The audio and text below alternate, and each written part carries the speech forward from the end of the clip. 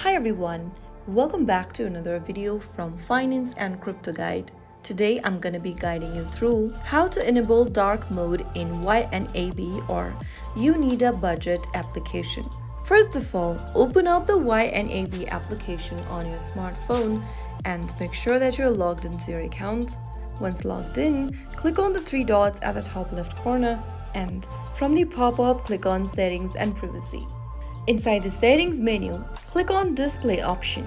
Now, at the Theme tab on the top of the screen, select Dark. And just like that, with just a few simple taps, you have successfully turned on or enabled dark mode on YNAB application on your mobile device. Once you select the dark theme, tap on Done at the top right and that should save the change. If you found the video helpful, don't forget to like, share and subscribe to the channel. I will be back again in the next episode. Thank you for watching.